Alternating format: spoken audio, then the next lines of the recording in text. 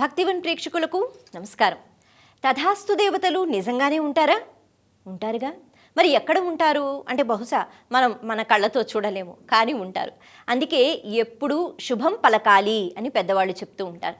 మనం మాట్లాడే మాటలు ఏవైతే ఉన్నాయో అవి ఎప్పుడూ మంచితో కూడుకున్నవే ఉంటూ ఉండాలి. అంటే ఎప్పుడు ఇది జరుగుతుంది అనేటట్టుగానే, అంటే చెడ్డ విషయాలకి సంబంధించి కాదు, ఎప్పుడు మంచే జరుగుతుంది, శుభం జరగాలి అనేటట్టుగానే మనం మాట్లాడుతూ ఉండాలి అని అంటూ ఉంటారు.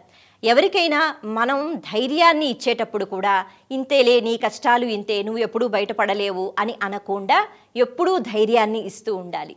దీన్నే మాట సహాయం అని కూడా అంటూ ఉంటారు. కాబట్టి మనం ఎప్పుడూ శుభం పలకాలి, ఎప్పుడు శుభం జరగాలి, మంగళత్వంతో కూడుకున్న ఆలోచనలు ఉండాలి అని చెప్తూ ఉంటారు. కానీ ఒక్కొక్కసారి మనకు వచ్చిన పరిస్థితులు అంటే ఏవైతే ఎదుర్కొంటూ ఉంటామో వాటి వల్ల మనం ఎప్పుడూ శుభం అనేది పలకం. అంటే ఒక్కొక్కసారి మనము చాలా వ్యతిరేక మాటలు కూడా మాట్లాడుతూ ఉంటాం. మరి ఇలా మాట్లాడుతూ ఉంటే చుట్టూ ప్రదేశాలు అవి కూడా కలుషితమైపోతాయట. దీన్నే నెగిటివ్ ఎనర్జీ అని అంటుంటారు కదా.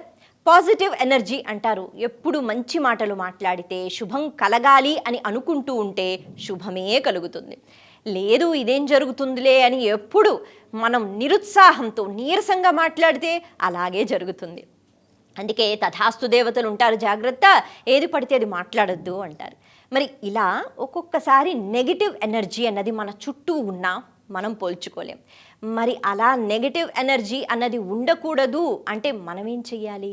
ఈ విషయాలన్నీ మనం తెలుసుకుందాం. శుభమస్తు. శ్రీ గురుభ్యో నమః. నెగిటివ్ ఎనర్జీని నిరోధించడం ఎలా? చిన్న ప్రశ్నే, కానీ ఈ చిన్న ప్రశ్న వెనకాతల అనేకుల జీవితాలు బంధింపబడి ఉన్నాయి. తమలో ఉండేటటువంటి వ్యతిరేక ఆలోచనలను ఎలా నిరోధించుకోగలగాలి, నియంత్రించగలగాలి, సానుకూల దృక్పథాన్ని ఎలా పెంచుకోవాలి? ఈ ఆలోచనలతో అనేకులు ధర్మ మార్గాన్ని అనుసరిస్తారు, భగవంతుడిని ఆశ్రయిస్తారు, పెద్దలు బోధించిన మార్గాన్ని అనుసరిస్తారు, గ్రంథాలను అవలోకనం చేస్తారు, లేదా ఆత్మబుద్ధి సుఖం చేయవ, బుద్ధికి ఏది తోస్తుందో ఆ పని చేస్తూ ఉంటారు. మొత్తం పైన వ్యతిరేక ఆలోచనలు నియంత్రించాలి, సానుకూల దృక్పథాన్ని పెంపొందింపజేసుకోవాలి. పాజిటివ్ యాటిట్యూడ్, పాజిటివ్ ఎనర్జీ అంటూ ఉంటారు. వాస్తుపరంగా ఇంటిలో ఎక్కడా కూడా కోణాలు ఉండకూడదు. కోణాలు అంటే ఇలా, గదుల చివరలు ఇలా కోణాలుగా ఉండకూడదు. ఈ కోణాలు నిర్మించేటటువంటి సమయంలో వృత్తాకారంగా మార్చాలి. నివసించేటటువంటి గృహం గుండ్రంగా ఉంటే సానుకూల దృక్పథం ఏర్పడుతుంది. పూర్వకాలపు ఋష్యాశ్రమాలన్నీ కూడా గుండ్రంగా ఉండేవి. అలాగే పిరమిడ్ అనే సిద్ధాంతాన్ని మనం గమనించినట్లయితే కూడా ఇంటిలో కేంద్రీకృత శక్తి ఒకచోట కేంద్రీకృతం అవుతుంది. గృహం కూడా అలాంటిదే, దేహం కూడా అలాంటిదే. సానుకూల దృక్పథాన్ని పెంపొందింపజేసుకోవాలి అంటే మౌనం అనేది మొదటి ఆయుధం. అందరితో విరోధాన్ని పెంచేది నాలిక. అనడం చేత శత్రువులు పెరుగుతారు, తినడం చేత శరీరమే శత్రువుగా మారుతుంది.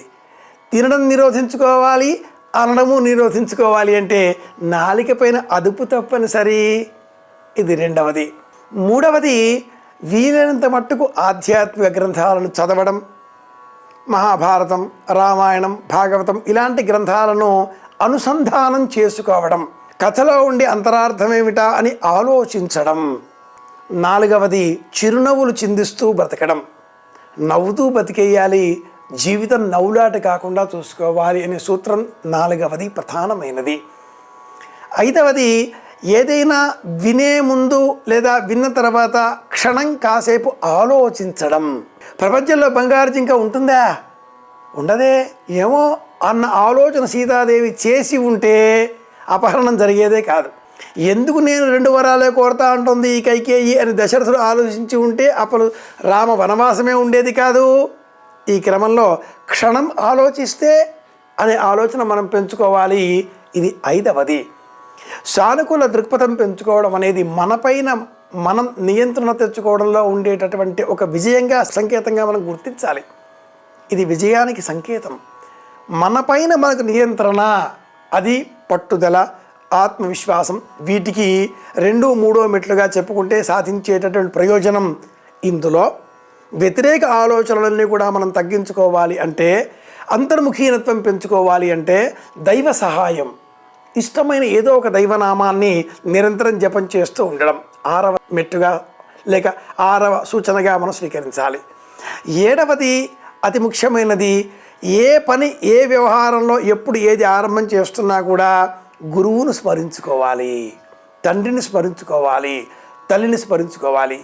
8, 9, 10 ఈ మార్గాలలో సంక్షిప్తంగా చెప్పాలి అంటే మనపైన మనకు ఉండేటటువంటి విశ్వాసాన్ని పెంపొందింపజేసుకునే విధంగా మనలో మనమే, నీవు నిజమే చెప్తున్నావు, నీవు సరిగానే ప్రవర్తిస్తున్నావు, నీవే సరైన వాడివి అని మనసులో 3 సార్లు అనుకోవాలి.